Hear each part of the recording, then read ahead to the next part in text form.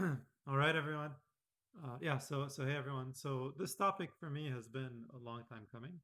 I've been wanting to talk about machine learning and biology, just because it's insane what's happened in the space. Like in the past year alone, like various like biotech companies are growing like 7x, 10x. We had like a COVID vaccine like developed in 2 days. Like we have things like DNA printers. We had AlphaFold. And so generally, this is, I think, a space where the impact is, borderline sci-fi, but it is stuff that people are actually building. And so a lot of these innovations are unlocked by machine learning, and people sort of overestimate how complex it is to get into it. That said, it's sort of like easy to get into, difficult to master, as most interesting things are. But I thought, like in this video, I wanted to give you sort of a review of like all of these like references, so you can get like a much better sense of like what this space is like. So, at a high level, I think one analogy that will really help you is that, like, there's sort of like a few things that we're going to be working with. So, we have the concept of DNA, right? And so you can think of DNA, well, it comes like in this like double helix or whatever. I don't know if I can draw a double helix. And I want you to think of this as similar to disk or storage on your machine. So this is basically your genetic code. But then to turn like you have this other thing called like RNA, and you can sort of think of this like your RAM. And what RNA does is it takes DNA. Yes, I'll do another picture. So like uh, if you have DNA, then RNA can create amino acids out of it, right? So and you can think of amino acids as sort of building blocks. So yeah, let me do this. So like let's say this is storage. This is RAM. This is your syntax. And a whole bunch of amino acids together create like a protein. And you can think of a protein as a sort of like biological program. So I know this sounds like very abstract right now, but this analogy will really help you to understand what's going on. And so, let me just start walking through some of the references, and it will make this point very clear. So I'd say like my favorite introduction to proteins was this article by Khan Academy. It's not an article, so it's sort of like a short online class, and there's like really nice videos. But I just want to show you uh, the lecture notes. So what do I mean by biological program, right? So there's various like basically a protein has some sort of like biological function. It can be an enzyme, which means it can speed some reactions up. It can be a hormone, which means it can control some physiological processes like growth or development, reproduction. And there's like you see like a whole bunch of them. Like like their function can be transport, it can be hormone signaling, it can be defense, it can be contraction, it can be storage. So really, any sort of biological function is orchestrated by a protein. And one of the main things we're going to discuss, right, is that like a protein in of itself is a sequence of amino acids. So think of it like if you have like this, like let's say this is A, etc. And this is sort of like it as a sequence. But actually, the sequence has a sort of shape in 3D, so it could look more something like, instead of it being looking like this, well, actually, if in physical space, maybe it looks more like this, for example. So it has a certain structure, and this structure determines its biological function. And so then when you're asking yourself, like, well, why is AlphaFold a big deal?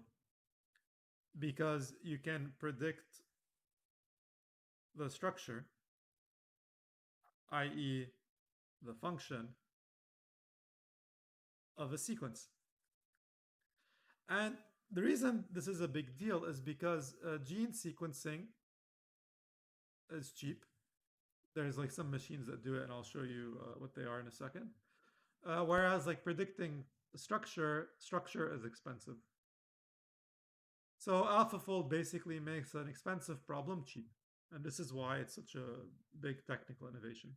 And this has all sorts of applications, right? Like, so you noticed, like, if you look at the applications here, this can range from like making like more digestible food to having like better transport for drugs, for defense, so stuff like vaccines or storage.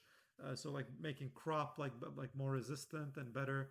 Uh, so basically, like the range of applications is unbounded. And if you know if you're excited generally about computers and you think about like the kinds of stuff you can do with a computer, you can do a lot more with a biological computer. And so I think I personally find this to be the most exciting trend in technology today. And so I hope this will get you interested in how to program biology. So so I've been talking about these things called amino acids, right? And so there's 20 of them, and they all have like the same structure. Like they have these like alpha, like they have these alpha carbons, they have a side chain, and they have a carboxyl group. So uh, how this works doesn't really matter too much because it's almost like, well, you don't really need to know how circuits work to be able to program computers. Like it certainly helps, but the layers of abstraction make this really nice. And so if you abstract this away, you'll notice, well, like there's like here 20 or 21 of these. Like there's like aspartic acid, there's a glutamic acid, glycine, asparagine. Like there's a whole bunch of these guys, right? And so, but instead of thinking about these as like these sort of like molecules, well, you can think of them just as a letter, right? And so then then a protein will look like, let's say, RHKDE, for example. So a protein could just look like something like this, like RHKDE, right? So this is a protein. And then these are each an amino acid,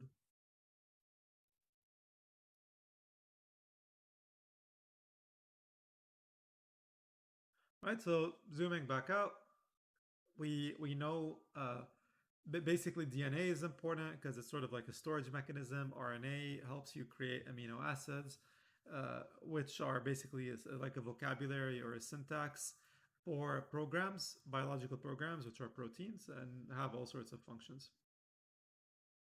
Right. So,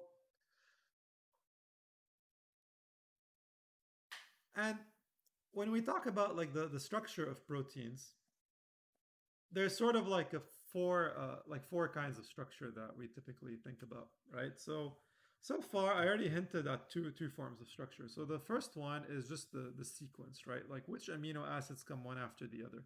So this is sort of like you can think of this as a vector. And then typically proteins, depending on how they're binded on how they're binded together, like the hydrogen, basically the hydrogen bondings make the amino acids fold into certain repeating patterns, and this could either be like an alpha helix, so like DNA has a double helix, or it could be like these pleated sheets. And when we think about here, like the tertiary structure is really what a lot of research papers think about, and what the tertiary structure is about is that it gives you the three-dimensional shape of a protein. And so when you think of like you'll sometimes hear the term like contact prediction. Like that means at which points does the protein fold onto itself? Because that'll just determine the function. And then quaternary, like I haven't seen too many papers talking about this. But this is like if you have like multiple amino acid chains, so it's like basically several proteins all intersecting into each other in a larger protein. But you can sort of think of like you can assume that this is fairly similar. And generally, I would say for the rest of what we're going to be talking about today, we're really going to be talking about the primary protein structure, and we're going to be talking about the tertiary protein structure. And so, like generally, if you find this interesting, like I mean, this was sort of like a speed review, right? But if you find this stuff interesting, there's a bunch of books that I would really strongly recommend you buy. So the first one is this one, like The Machinery of Life by Goodsell. So the basic of this book is almost like a piece of like a work of art. Like there's like these like beautiful figures, and it gives you like a very nice like visual sense of how all this stuff works. Just one warning: typically in biology, my main issue with biology books is that they tend to not cover things from an experimental standpoint. And what I mean by that is that they'll just dump information. They'll be like, "Well, this is how this thing works." But they and here's like it's like very complicated Latin name that takes up like half a page, but they won't necessarily give you some good sense as to why it's the case or how did people discover it. That said, I think this book does a better job than most because it has like these such beautiful, vivid pictures and very clear explanations, and it's very short too. By the way, it gives you a much better sense of how this stuff works. Another book that I really like that I just started reading is this one. So this is by James Watson. So basically, one of the discoverers of DNA, like because it's Watson and Crick, right? Who discovered the double helix structure of DNA. So I just bought this book, but I've heard great things about it, and it's also like very visual and very well written. And typically, again, reading something by the inventor, I would say, is just generally probably more fun than reading it by secondhand, uh, by secondhand sources. So if you're interested in the history of DNA, how it was discovered, uh, I definitely strongly recommend this book. And recently, one of the things that sort of made me really want, even though I'd been looking at DNA and genomics and proteins for a while now, this was sort of one of the articles that I read over the break that made me really, really want to get into this again. So this is an article on by like so this guy calls himself like Power DNS. I think his name is BERT. And basically, in this article, he sort of talks about how is the COVID vaccine developed, like the Moderna one. And so basically, I had no idea, but there's these things called DNA printers where you can give it the chain you want. And so, by the way, the difference between a DNA and a protein from a syntax perspective is that proteins basically have a vocabulary. So, sorry, not proteins, amino acids. Have a vocab size of about 20, right? So, this is what I showed here earlier. But DNA, on the other hand, has a vocab uh, of size 4. So this is just ACTG. And so if and again, like, and even though these are just like characters, like this is an abstraction for actual like molecules, right? Like it's like nature doesn't have ACTGs. This is just names for the physical stuff that we observe. But this abstraction is helpful because then we can sort of now treat DNA as code as opposed to treating it like just a bunch of like molecules. So turns out there's like these DNA printers, and it's kind of nuts that these things exist. But they give you some good sense of like a source code. So today it's actually very possible to just inject DNA into sequences. You do this by having like a start signal, like an end signal. And to sort of show you here, like when you think of like DNA in general, uh, here you can see here like okay. So first off, you'll notice here that you have uh, like first off you have like these three characters that are put together. So these three characters are called the codon, right? And so if you have like yeah, so here you go. So each three characters on RNA is a codon, and every codon encodes for a specific amino acid, right? And so this is how you get to go from a vocabulary of size 4 to a vocabulary of size. Think about it, right? So if you have three characters and you have and you have four choices for each one, then you have 4 by 4 by 4.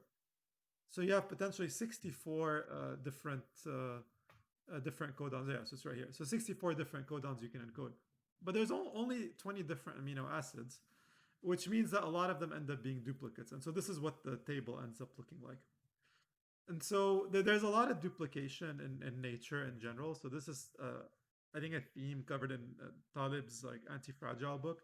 But just to give you a sort of sense of it, is like, well, there's a reason in nature. Well, why, for example, we have two kidneys, we have two lungs, and that's because like replication makes you more sensitive to failures. And so the joke there is like, well, if an economist were trying to design the human body, they would design it with one kidney. So hey, Krishnan, nice to see you again. And so basically this is sort of like how you can go from like characters in DNA to characters in proteins and generate stuff. And at this point it's actually very easy to inject art, like basically to inject code in DNA and change it and print it. So yeah, we are discussing AlphaFold, but this is I think a more general introduction. But AlphaFold is going to be one of the things. The full set of stuff that we're going to discuss is all of this. Uh, so remember now. So let's just forget about AlphaFold for a second. Let's talk about a simpler problem, which is BERT on proteins or on genes, right? So typically we said like let's say we have this protein, right? Like RHKDE. So this is a sequence. So the question now is, can we turn this into a structure by using a neural network that works really well over structure? So basically a transformer model, right? So basically a transformer model, and then you get a structure.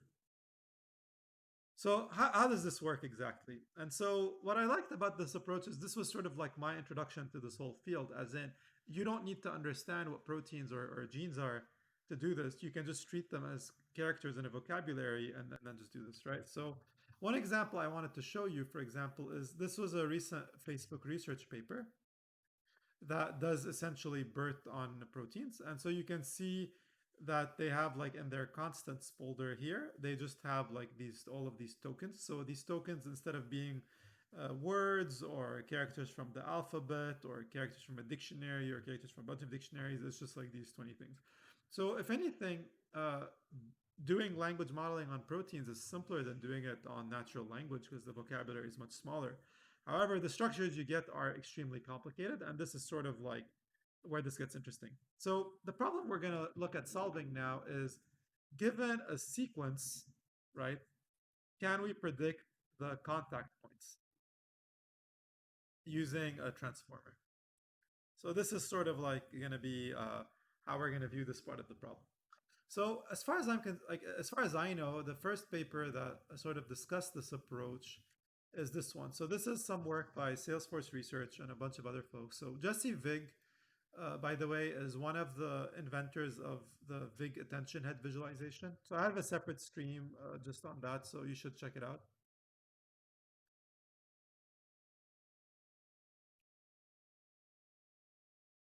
And so the way this works is that you're basically trying to figure out, let's say, given a sentence, you're trying to figure out for each word which other words did it use to be able to come up with its like own meaning vector, right? So for example, here like the, for example, should be like turtle, for example, should be paying attention to the, and then like let's say the rabbit quickly hopped, so hopped should go back to rabbit as it does here. And so this is sort of like a nice way to visualize these relationships. And so you may have guessed already what we're going to try and do here, but the main idea behind running BERT and visualizing attention heads on proteins will be to figure out which amino acids in a protein sequence pay attention to each other. And the ones that pay a lot of attention to each other are going to be the ones that have a contact between them. So let's just look at the paper and figure out how this works.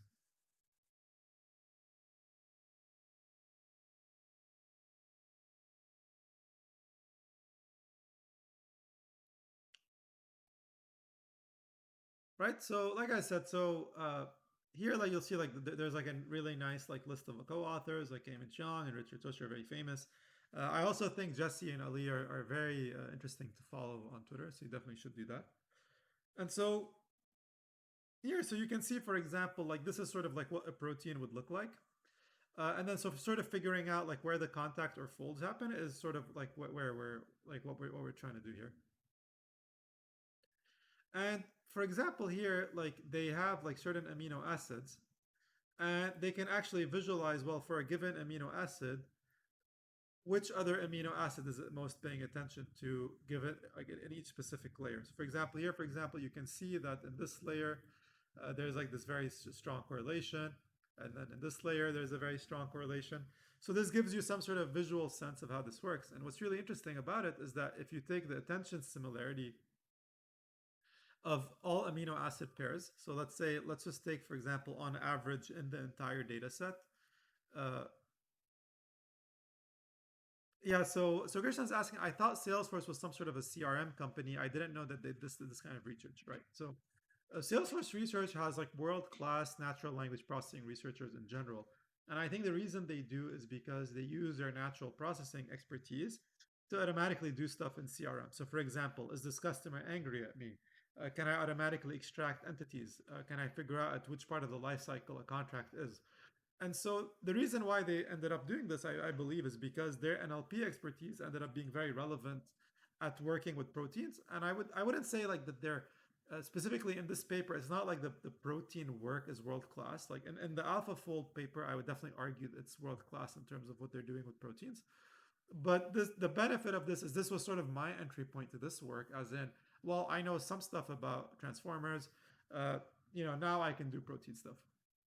So here, for example, uh, like darker means higher attention, and then we're checking the pairwise similarity of all amino acids to all amino acids to each other. And this ends up looking a lot like this substitution matrix called the blossom, which is a handcrafted, think of it like a handcrafted attention matrix that people traditionally use to predict protein folds, right? And so let's see here. I think there's a paper that they don't show here. Yeah, I think, let me show it to you. ProcGen.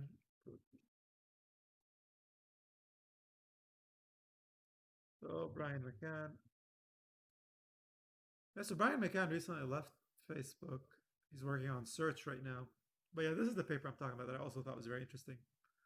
So let me just keep a reference to it here so that I'm making it a point now so that my viewers can actually look at my references easily. Language modeling for proteins. Hope this makes things easier for people. But yeah, anyway, like they had a really nice picture I want to show you that I think expresses some of the points I've been making. So if you go here, the amount of protein structures that we have available in the like basically as part of data sets hasn't increased all that much with time. In fact, it's like pretty flat. Whereas like protein sequences has increased exponentially because protein sequencing has gotten a lot easier. So here what they do in this work, for example, it's like an extension of like this pure transformer model where you're looking at attention head similarity. And like what they do is they also feed alongside the sequence some desired arguments. And then given these desired arguments, basically you're saying by desired arguments, I really mean function. You're saying, I want this protein to do the following. And then can you infer a structure that does this, right? Because remember, structure is equivalent to function in protein space. And so this is sort of like really interesting. And so this work was actually an extension of some work they did in traditional NLP, where the idea is, for example, you could say, well, say this words like in the words of Elvis, or say this in this style, say this in an angry way, or say this in a happy way. So this is sort of like an extension to this. And again, this is a labeled data set, like because there are protein data sets where the arguments are labeled. So again, this is a supervised learning problem.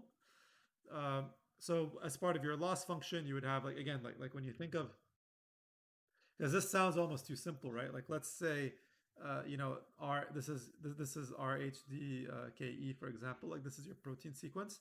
Like the supervised learning signal is you mask this and basically predict D given surrounding context, right?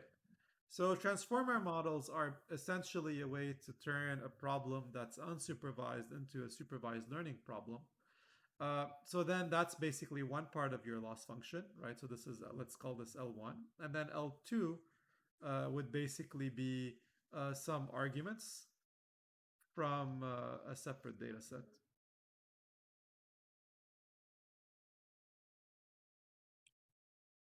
right? So moving on, yeah. So there's not too much more here. I think that happens, but basically, uh, I think you can sort of go through this if you like. I would imagine that longer sequences are probably harder. So what's orange here? Orange is accuracy, and then it's perplexity. Oh, actually, it's saying like for longer sequences are. Oh, no. Okay, so this is saying near the end parts of a protein, the model gets less and less perplexed, so it gets more confident of what it's actually seeing. So again, this is not like in NLP, for example. Uh, it's like sort of like your it's like your unit is your whole paragraph, right?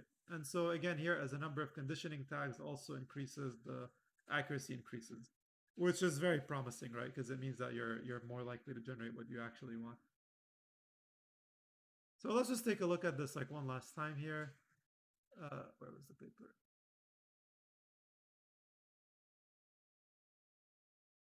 Let's see, anything else I think I can show you here that's interesting. Yeah, so here, for example, they look at the probability that the where the attention head was mostly focused is in fact a binding site. Uh, like again, like here it's like, well, not all sequences have a structure, but the ones that do have a structure, well, now you have a supervised learning signal and you can like learn that. So this is sort of like how they come up with this. And I actually thought this paper is like a very interesting proof of concept for how this stuff can work. Uh, and I think now, like, let's say we've been treating so far proteins as these abstract sequences. But now, like, let's start looking at geometry, right? So let's start looking at algorithms like AlphaFold and how they work.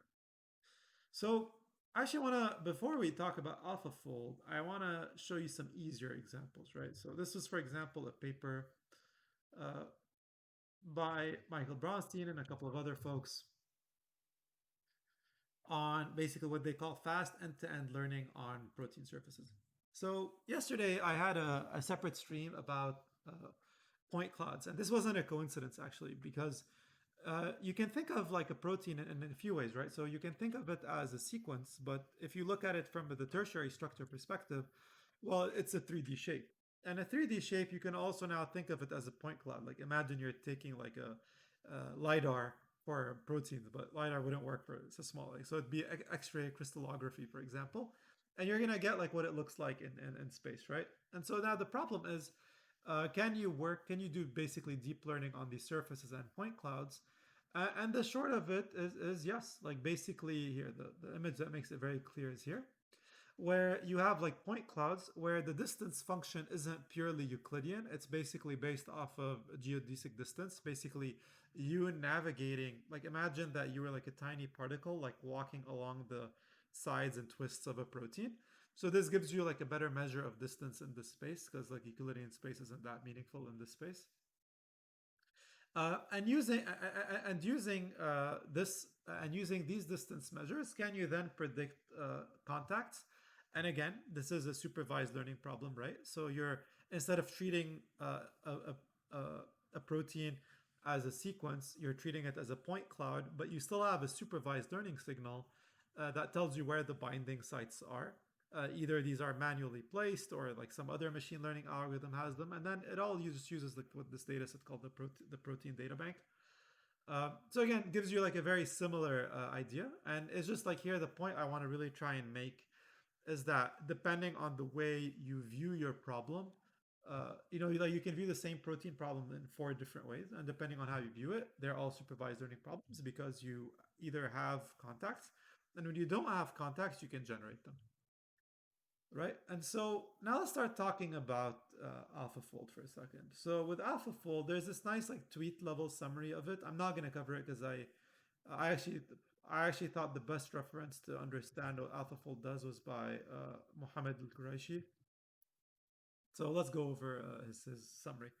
So it's unfortunate, like I can't actually show you the paper because, as far as I know, they only had like more marketing blog posts. But Mohammed Quraishi is like sort of like a domain expert in this stuff. He has many papers about protein folding. And so it's going to give you a pretty good sense of why this problem is interesting and sort of like the main key innovations. The main thing I want you to think about though first is here. So this is a paper of, so sorry, this is a chart showing basically, think of it like the accuracies of AlphaFold versus the next best methods. So basically, AlphaFold was a big deal because people weren't expecting, these kinds of accuracies. Basically, here, like let's say they say, well, like above 95% accuracy in predicting fold is almost similar to predicting it experimentally. So there's multiple techniques, but the one I'm mostly aware of is X-ray crystallography, which you can think of it like taking like a picture of something frozen in space at a molecular level, and it works pretty much for everything. uh, there's like lots of like nice videos about it on YouTube that I'd highly recommend you check out. But one of the main things I thought was interesting was, well, for a lot of like for some proteins, the difference in performance was relatively modest, right? So it's like, well, these couple of points, like for the really hard ones. But at some points, like there's like a huge difference. Like it's twice as good. So even like let's say the accuracy difference as an aggregate is about, let's say, what, 10-20% or something. Uh, for some points, the you have like 40% differences, and so this is a big sign that like maybe there is a sort of like a breakthrough happening here, right? So what is really happening? So when people talk about protein folding, there's a couple of problems that people generally refer to. So there's the idea of how do you predict the structure of a single protein from a sequence. So this is what I've mostly been talking about today. Uh, but there's also like, let's say you can have like multiple proteins, or it could be the dynamic folding pathway. So like the protein moving over time, for example. Um, and generally like these are all complicated, but like the thing is about like if you solve one, it becomes a lot easier to solve the others. And that's why it's not that like protein people are going to be out of a job, but it's that protein folding is probably no longer a scientific problem. It's now an engineering problem. So now it's about how do you make it better. And again, like engineering problems are hard because getting something from 99 to 99.9 is very, very difficult. You need to build a lot of infrastructure for that, a lot of data. Uh, but it tells you that it is solvable in principle if you're willing to throw a whole bunch of money at it. One thing I want you to note about AlphaFold is that the team isn't necessarily purely machine learning experts. Like they actually have some of the best like protein people in the world on the team. And I guess like otherwise it would have been very difficult for them to do this. So there's a few I think important ideas. There's a few important ideas here. So for example, here for example is they sort of like learn the MSA, right? So let's see here, because I don't remember this article by heart. Because they're not blue share mallet. Okay, yeah. So let me just show you what this is. So multiple sequence alignments. So if you look at like biological, no, that's not what I wanted. I wanted the Wikipedia article. Yeah. So here, for example, so this is like a like protein, like various proteins from various families, and you're trying to figure out which ones are similar to each other. And so typically this is done like manually. We think it with like string matching algorithms. But I believe like these are exponential in the amount of time that they take to compute. And so the idea here is that AlphaFold has the option to choose which other sequences it needs to pay attention to figure out how it needs to fold, right? And so this idea that it can sort of do this recursively and sort of slowly build out a structure is was one like difference. The other, I think, probably more obvious one is that it's like end-to-end differentiable in the sense that it doesn't have hand-coded parts as part of the its routine. So it's like the whole thing is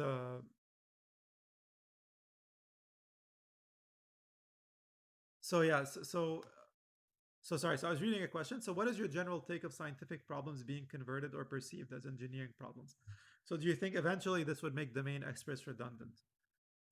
I think what it really means is that it doesn't make domain experts redundant. It just means that domain experts need to learn a bit of software. So they need to learn some machine learning and some software to be relevant. But sort of treating it from a pure domain expertise, I think, is not likely to be fruitful. And I would actually say, I would actually argue it the other way around. I would argue maybe eventually machine learning practitioners are going to become redundant, and that's because the core skill set is no longer that complicated. Like the fact that libraries like TensorFlow and PyTorch make it very trivial to use language models, to use like ResNet, to use GNNs.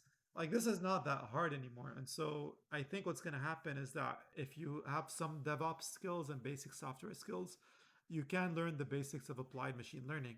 And then the way you would make your career interesting is you would have some domain expertise, like let's say proteins, like econ, physics, and then there you're really at a point where you can do interesting stuff. The issue is like traditionally in machine learning, we sort of treat as part of our domain expertise like language and images. So those are two areas where it's become sort of like our comfort zone. Thank you for the new subscribe. I really appreciate it.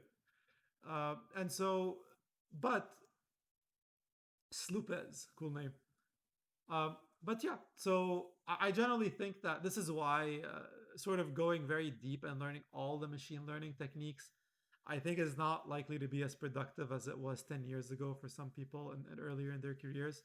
So I think having some domain expertise will be invaluable. So just follow your curiosity, like whatever you think is interesting, you should follow. So another touch that I thought was really interesting was this idea of equivariant transformer network. So I had a tweet talking about this, but let's talk about this for a second, right? So when you have like a convolutional neural network, generally, like a CNN, right? You have like, let's say this is the larger image, highly abstracted, and then you have a filter that you're passing along, uh, that you're passing along here. And so this gives you basically some more, like this gives you some like nice properties like translation invariance, right? But a really popular data processing technique, oh, thank you, Stupas, I appreciate it. So, like a really popular data processing technique for CNNs is what's called like domain randomization. So let's think of this thing. So let's say you have like an image, let's say of a, I don't know, like a human. What you could do, for example, is you can scale it. You can make it grayscale. You can crop it. You can rotate it, etc. Like you can do also like you can basically saturate it.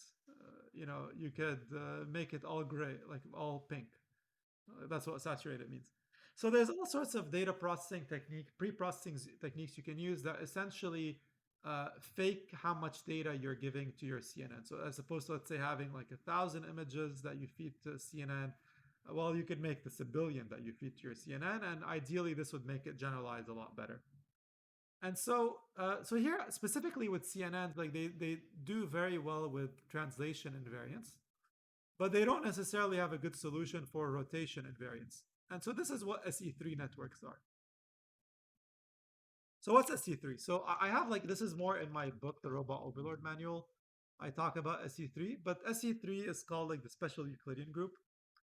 And let me just show you a picture here. If I go to Google Images, that's definitely not what I care about.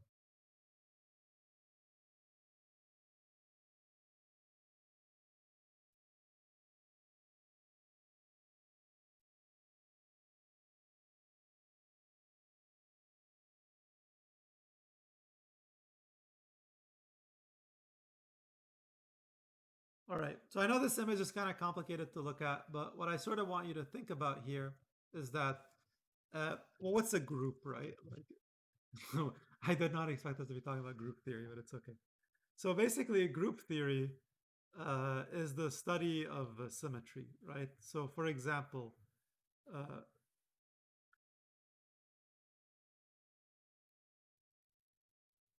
so groups theory is the study of symmetry. So, for example, like let's take you have a square like this, right? How can you rotate it? So let's say you rotate it by 90 degrees. You're going to end up with something that looks like this. If you rotate it by another 90 degrees, so like 180, it's also going to look like this. But if you rotate it by 45 degrees, well, it's going to look like this, right? And so you're closed under symmetry for 90-degree rotations and multiples, but not for 45 degrees. Like you end up with a different element. So the general, the general mathematics that you would use to study this is called group theory. So the reason this comes up in the context of proteins is because, like, well, let's say you have a protein that looks like this. Well, that's the same as a. Let's see if I can flip it. Yeah, so that's the same as a protein that looks like this, right? So this is equal to like this, right? But because we're dealing with the Euclidean group, well, this is also equal to this. And this is also equal to this.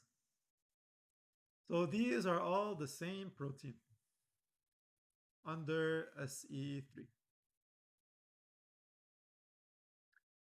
And because the reason why this becomes important is because it sort of lets you compress the complexity of your model. So like your model actually lies on a lower dimensional manifold. Like I talked about this yesterday, talking about point clouds.